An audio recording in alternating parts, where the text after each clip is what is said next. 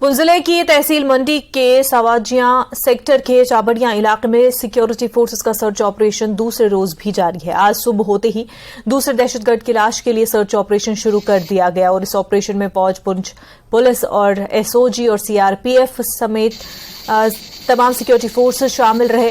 वाजराई के इलाके में कल दरअंदाजी की एक कोशिश नाकाम बनाते हुए 2 दहशतगर्दों को हलाक किया गया था। एक दहशतगर्द की लाश बरामद कर ली गई। लाइन ऑफ कंट्रोल पर वाकई साविजियां सेक्टर में कल सिक्योरिटी फोर्सेस को यह बड़ी कामयाबी उस वक्त मिली जब सिक्योरिटी फोर्सेस, फौज और पुलिस ने 2 दहशतगर्दों की दरअंदाजी को नाकाम बना दिया। लाइन ऑफ कंट्रोल के आगे के इलाके चाबड़िया में दरअंदाजी की कोशिश को नाकाम बनाते हुए दोनों दहशतगर्द मारे गए। कल शाम देर सिक्योरिटी फोर्स ने हलाक किए गए एक दहशतगर्द की लाश और भारी मिकदार में असला गोला बारूद बरामद किया। दूसरे दहशतगर्द की लाश की तलाश जारी है। दहशतगर्द की लाश को राजा सुखदेव सिंह अस्पताल पुंछ पहुंचाया गया।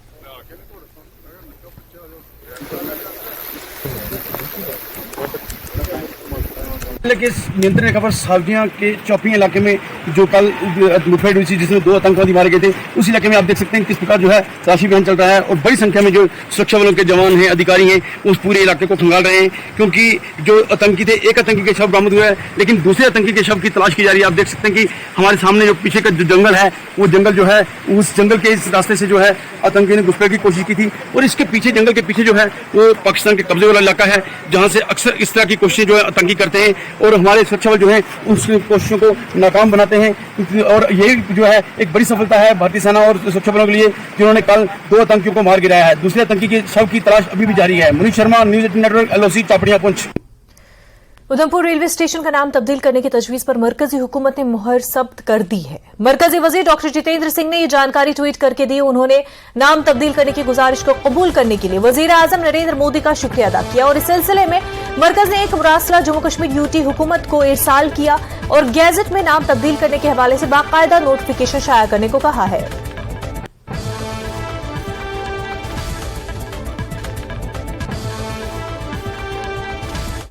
त्राल के आडू पथरी गुजर बस्ती में बुनियादी सहूलियात का फुकदान है। मकामी लोगों ने बताया कि बस्ती को महकमे दही तरक्यात ने नजरअंदाज किया है।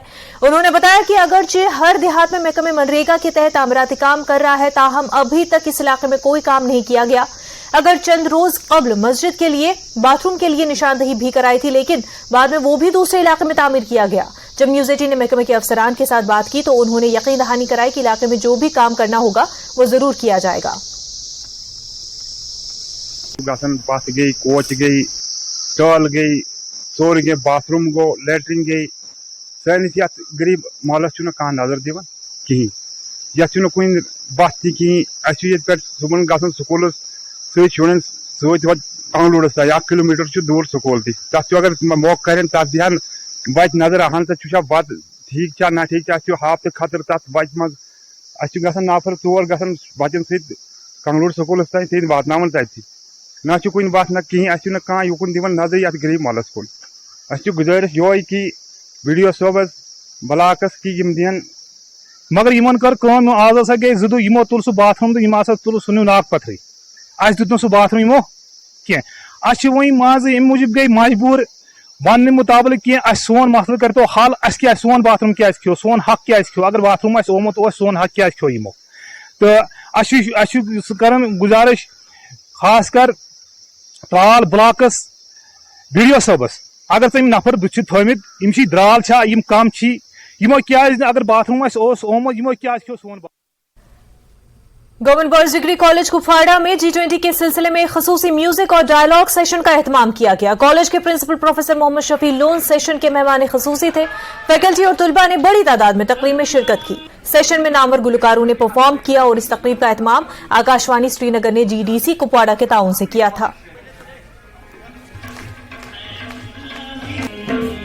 इस सिलसिले में आकाशवाणी के साथ जो हमारा आज का ये प्रोग्राम रहा है, ये G20 के सिलसिले में बस यही बच्चों में ये इन्फॉर्मेशन जानी चाहिए कि G20 का जो प्रेसिडेंसी इंडिया को मिली है, ये एक मुल्क के लिए एक फख्र की बात है। इसमें जितने भी इश्यूज आज तक डिस्कस हुए या और भी डिस्कस होने वाले हैं कि उम्मीद यही है कि इनका कंट्री पर जो है बड़ा पॉजिटिव इसका असर रहेगा इंशाल्लाह। और जो डेवलपमेंट हमारे इस कंट्री में हो रही है which is already living in leaps and bounds, और मैं यही है कि आगे जाके भी इन तो इस वक्त एक बड़ी खबर सामने आ रही है G20 के हवाले से। ये बड़ी खबर है, दिल्ली में G20 का इजलास होने जा रहा है और दिल्ली जो है G20 इजलास की मेजबानी के लिए तैयार है। 9 और 10 सितंबर को इजलास होने जा रहा है।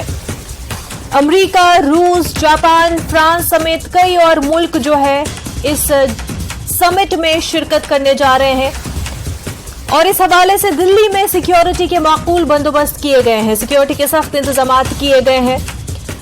9 और 10 सितंबर को ये समिट होने जा रहा है जिसमें अमेरिका, रूस, जापान, फ्रांस और इसके अलावा कई मुल्कों के जो कायदीन है वो शिरकत करने जा रहे हैं। हमारे साथ बात करने के लिए हमारे साथी शैलेंद्र इस वक्त जुड़ चुके हैं। शैलेंद्र, समिट होने जा रहा है 9-10 को, दिल्ली तैयार है।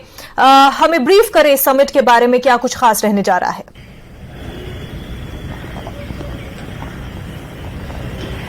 देखिए मुरज़ा, इस वक्त हम खड़े हैं एनडीएमसी इलाके में। आप मेरे पीछे देख सकती हैं, ये भारत मंडपम की बिल्डिंग है। हालांकि इस वक्त बिल्डिंग के आसपास जो सिक्योरिटी है बहुत टाइट है, वहां पर खड़े होने नहीं दिया जा रहा, लेकिन हम आपको दिखा सकते हैं ये दूर से कि ये भारत मंडपम है जहां पर अगले 3 दिनों के अंदर बहुत ज्यादा हलचल होने वाली है। प्रधानमंत्री मोदी चेयर करने वाले हैं G20 समिट को और दुनिया भर के तमाम बड़े मुल्क जो है यहाँ पर मौजूद होंगे, इनके लीडर मौजूद होंगे, जिसमें प्रेसिडेंट बाइडेन जो है वो कल यहाँ पर पहुंचने वाले हैं दिल्ली और कल उनकी बायलैटरल मीटिंग होने वाली है पीएम मोदी के साथ में। वहीं दिल्ली पूरी तरह से सज चुकी है, कल्चर से लेके, ट्रेडिशन से लेके, जो हाईटेक जिस फील्ड में भारत बहुत आगे निकल चुका है उसको भी यहाँ शोकेस किया जा रहा है। पूरी दिल्ली सज चुकी है। अगर हम दिन की बात करें, रात की बात करें, हालांकि सुरक्षा के लिहाज से यहाँ पर आप देख रहे हैं बहुत कम मूवमेंट है। एनडीएमसी का पूरा इलाका जो है, न्यू दिल्ली म्युनिसिपल जो एरिया है, यहाँ पर जो मूवमेंट है वो बिल्कुल रेस्ट्रिक्टेड है। इसको कंट्रोल्ड एरिया कहा जा रहा है, इसलिए बहुत कम मूवमेंट यहाँ पर देख पा रही होंगी। हालांकि आज फिर भी कम थोड़ी बहुत मूवमेंट है, कल यहाँ पर और ज्यादा रेस्ट्रिक्शंस होंगी, लेकिन फिलहाल तैयारी चल रही है रेड कार्पेट वेलकम के लिए।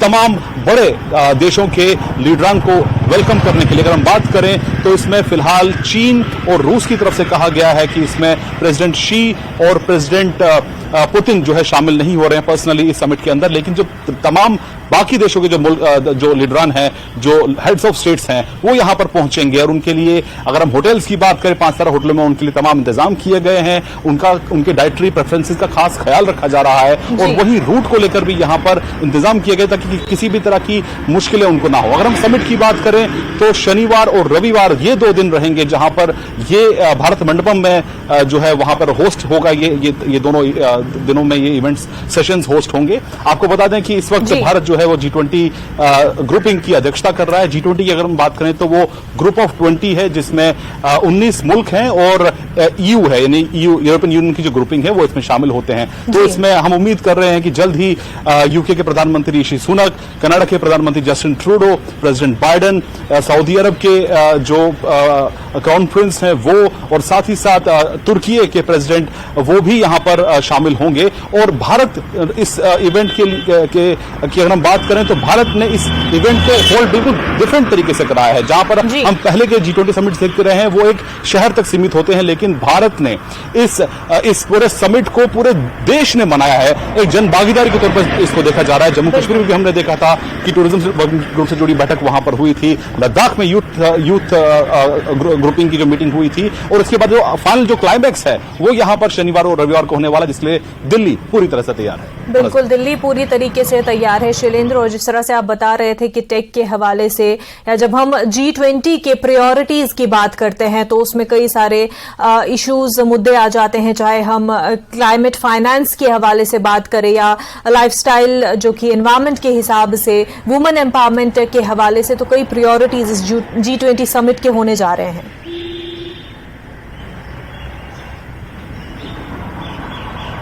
देखिए, इसमें मुख्य तौर से 3 सेशंस होंगे। तो जाहिर तौर पर इसमें जब शिरकत करेंगे तो भारत जो है इसकी अध्यक्षता भी कर रहा है। इसका जन्म जो है, जो करंट जो जिस तरह का G20 का स्वरूप है, वो उसकी शुरुआत 2008 से हुई थी। उससे पहले इसमें फाइनेंस मिनिस्टर्स होते थे G20 कंट्रीज के, लेकिन अब इसमें जो हेड्स ऑफ स्टेट्स हैं वो इसको रिप्रेजेंट करते हैं अपनी कंट्रीज को। ये बड़े पैमाने पर वर्ल्ड की जो सबसे बड़ी इकोनॉमीज हैं वो इसमें शिरकत करती है। लेकिन भारत का अहम रोल ये है कि इस बार G20 कंट्रीज की अध्यक्षता करते हुए भारत जो है आवाज बना है ग्लोबल साउथ की। ग्लोबल साउथ वो इलाका है, वो देश है जहां पर तरक्की नहीं हुई है, और जो पिछले दिनों हमने देखा है कि यूक्रेन रशिया का जो वॉर है उसका बुरा असर ग्लोबल साउथ पे हुआ है, फूड सिक्योरिटी पे हुआ। इन तमाम पहलुओं को देखते हुए भारत ने ग्लोबल साउथ की आवाज मजबूत की है, और खासतौर से अफ्रीकन यूनियन जिसकी कहीं रिप्रेजेंटेशन नहीं होती है, और ऐसे मुल्कों की बातचीत G20 में नहीं होती है जो कि बड़ी इकोनॉमीज नहीं है। तो भारत उन इकोनॉमीज को, उन देशों को भी रिप्रेजेंट कर रहा है, उन देशों की भी आवाज बन रहा है जिनकी आवाज पहले G20 तक नहीं पहुंच पाती थी। तो फिलहाल इस समिट से हम ये उम्मीद कर सकते हैं कि बावजूद इसके कि इसमें रशिया और चीन के राष्ट्रपति शिरकत नहीं कर रहे हैं, लेकिन जो एक मकसद जो है G20 को कामयाब बनाने का, उससे लेकर सभी देशों ने अपना समर्थन, अपना भरोसा जताया है भारत पे। तो ऐसे में उम्मीद कर रहे हैं कि जल्द ही जो है बाकी लीडरान इसमें आना शुरू हो जाएंगे। कल से मैक्सिमम जो वर्ल्ड लीडर्स है यहां पर पहुंचना शुरू हो जाएंगे, जिनका यहां पर भव्य स्वागत होगा। प्रधानमंत्री खुद उनको यहां पर भारत मंडपम में रिसीव करेंगे। भारत मंडपम की बात करें तो ये इलाका जो है प्रगति मैदान का है, जहां पर ये बिल्डिंग खासतौर से बनाई गई है। तमाम जो फैसिलिटीज है उससे ये लैस है। लॉन्च का अरेंजमेंट भी है यहां पर वर्ल्ड लीडर्स के लिए। वहीं बायलैटरल मीटिंग्स भी हम उम्मीद कर रहे हैं कि प्रधानमंत्री मोदी और बाइडेन की मुलाकात भी होगी। जो तमाम वर्ल्ड लीडर्स है, जिसमें ऋषि सुनक है, कनाडा के पीएम है, सऊदी अरब के लीडरान है, इन तमाम से भी बायलैटरल मीटिंग्स भी होंगी, ताकि जो बायलैटरल इश्यूज है उन पर भी बातचीत इन 3 दिनों के दौरान होगी। बिल्कुल शैलेंद्र, और जैसा आपने बताया कि हिंदुस्तान जो है ग्लोबल साउथ की आवाज बन रहा है, और इसके अलावा जब हम G20 समिट की सिग्निफिकेंस की बात करते हैं, खसूसी तौर पर इंडिया के लिहाज से, तो क्योंकि इंक्लूसिव ग्रोथ को प्रमोट कर रहा है इस G20 समिट में भी इंडिया, और इसके साथ साथ जो इकोनॉमिक इन्फ्लुएंस है ग्लोबली उसको भी रिप्रेजेंट करने जा रहा है। शैलेंद्र,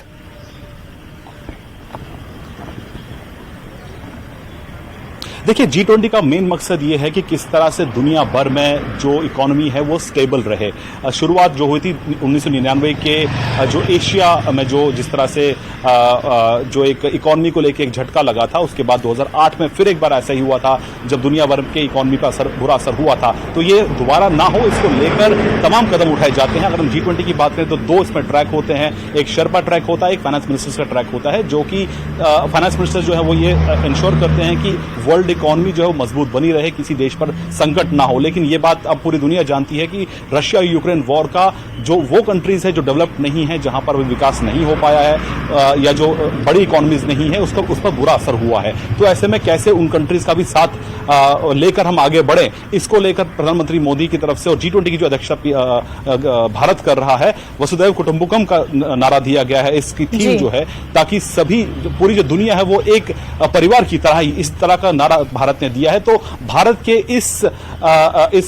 इस लीडरशिप पर पूरी दुनिया को भरोसा है, क्योंकि भारत सबको साथ लेकर आगे बढ़ने में यकीन रखता है। इसलिए तमाम मुल्कों का समर्थन इस वक्त भारत के साथ है। इसलिए हम ये देख पा रहे हैं कि तमाम मुल्कों ने इस बात का भरोसा जताया है, और खासतौर से जो अफ्रीकन यूनियन है, माना जा रहा है कि उसको भी जल्द ही G20 में शामिल किया जा सकता है, क्योंकि वो अभी तक G20 से बाहर थे। तो कुल मिला के कहा जा सकता है कि जो भारत की अध्यक्षता है उसमें लगभग सभी जो कंट्रीज है उसमें भरोसा रखती हैं, बावजूद इसके कि रूस के जो राष्ट्रपति इसमें शामिल नहीं हो रहे हैं, चीन के राष्ट्रपति शामिल नहीं हो रहे हैं। अलग वजूहात हो सकते हैं, अलग कारण हो सकते हैं, लेकिन उनकी तरफ से जो रिप्रेजेंटेशन होंगी वो पूरी आ रही है। यहां पर लावरोव आएंगे, जो विदेश मंत्री हैं रशिया के, और चीन की तरफ से उनके प्रीमियर ली क़ियांग भी यहां पर पहुंचेंगे। कल विदेश मंत्री की तरफ से भी एक इंटरव्यू में कहा गया कि बावजूद इसके कि वहां पर कुछ कंट्रीज रिप्रेजेंट नहीं करेंगी, लेकिन सभी कंट्रीज इस एजेंडा के लिए बहुत सीरियस हैं और गंभीर हैं। तो जाहिर तौर पर जो एजेंडा है उसमें कोई बदलाव नहीं होगा, और ये एक कामयाब समिट होगा। इस तरह का भी भरोसा तमाम मुल्कों ने जताया, जिसमें अमेरिका सबसे ऊपर है।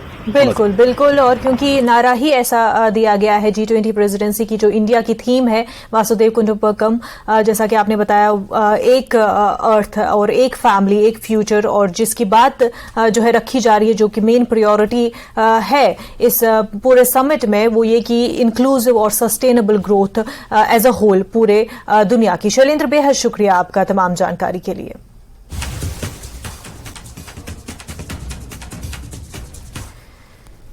खबरों का सिलसिला आगे भी जारी रहेगा, लेकिन उससे पहले एक छोटा सा ब्रेक।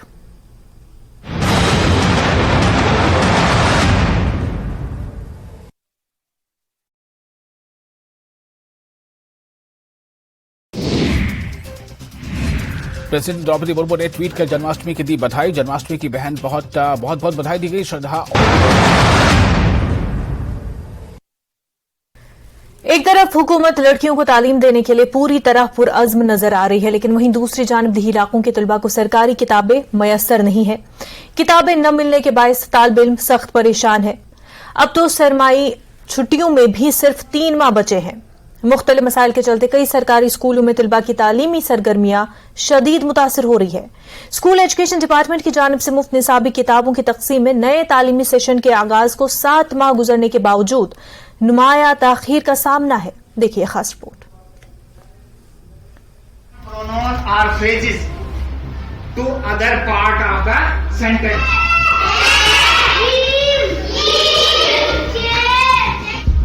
रवा साल सरकारी किताबें अप्रैल के आखिरी या मई के पहले हफ्ते तक डोडा के तमाम इलाकों तक पहुंचने की उम्मीद थी, लेकिन मुतल्लिका महकमे की जानिब से इस टाइमलाइन को पूरा नहीं किया गया है, जिसकी वजह से तलबा के मुस्तकबिल को खतरा लाहक हो गया है। इस मामले को लेकर गंदू और डोडा के मुतादिद असातिज़ा और वालिदैन ने तशवीश का इजहार किया है। उन्होंने ये इंकिशाफ किया कि कई स्कूल अभी भी अपने मुतल्लिका जोन से निसाबी किताबों की फराहमी के मुंतजर हैं और हमारे एग्ज़ाम भी आने वाले हैं और फिर हम क्या तैयार करेंगे, पेपरों में हम क्या लिखेंगे और हमें बहुत ही मुश्किल आ रही है पढ़ने में। और हम चाहते हैं कि हमको पूरी किताबें दी जाएं। हमको पिछले साल भी पूरी किताबें नहीं मिली थी और हमको आधी ही किताबें मिली थी। तो मैं गवर्नमेंट से गुजारिश करती हूँ कि हमें पूरी किताबें दी जाएं। लेकिन अगर बेटियों को किताबें वक्त पर ना मिली तो बेटियां कैसे तरक्की कर सकती हैं। इसलिए मैं गवर्नमेंट से अपील करना चाहती हूँ कि हमें वक्त पर किताबें दी जाए ताकि हमारी पढ़ाई मुतासिर ना हो सके। हमें इस साल की किताबें अधूरी मिली और जो पिछले साल के 6th क्लास के स्टूडेंट थे उन्होंने हेडमास्टर सर को बोल के हम इनको 6th वालों को ये किताबें देंगे। बदकिस्मती से ताखीर की वजह से ज्यादातर तलबा ताज़ा निसाबी कुतुब से महरूम हो रहे हैं, क्योंकि उन्हें बोसीदा और पुरानी कॉपियों से काम चलाना पड़ रहा है। ऐसी सूरत हाल खास तौर पर नए बच्चों के लिए काफी परेशान कुन हो जाती है। वहीं Jammu Kashmir board of school education की शाया करदा निसाबी किताबें मार्केट में खुलेआम बड़ी तादाद में दस्तयाब है।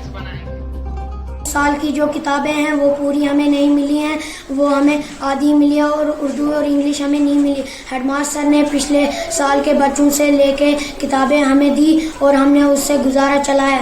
किताबों का ये जो मसला रखा है ये इन टाइम बच्चों को मिलता नहीं है, क्योंकि मार्च में स्कूल खुलते हैं और अभी 3 महीने स्कूल बंद होने को हो रहे हैं और अभी तक बच्चों को पूरी किताबें मुहैया नहीं हो रही है। जब हमारा हिंदुस्तान जो है हमें फ़ख्र है इस वक्त, एक साइड से वो चांद पर पहुंच गए, मगर दूसरी साइड से हमारे बच्चों को किताबें नहीं मिल रही हैं।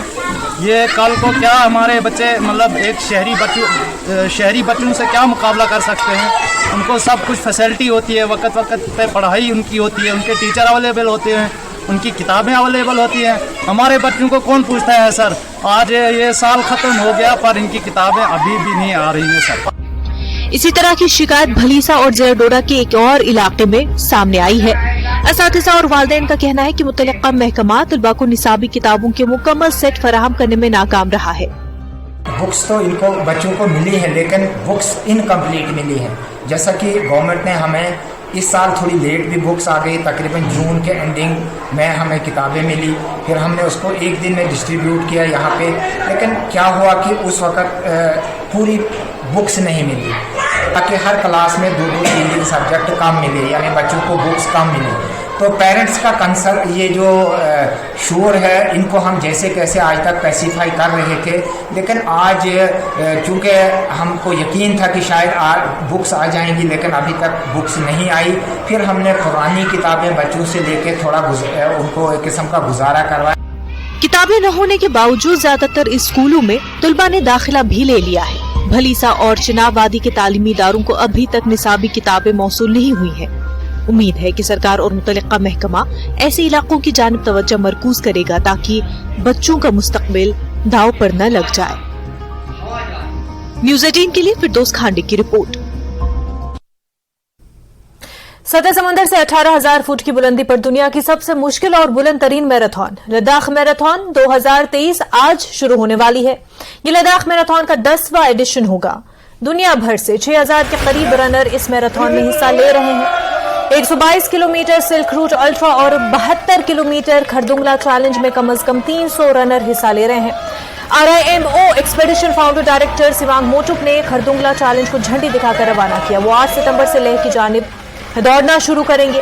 NDS ग्राउंड से उन्हें रवाना किया गया। सिल्क रूट अल्ट्रा आज शाम से यागर नुब्रा से मैराथन शुरू करेंगे।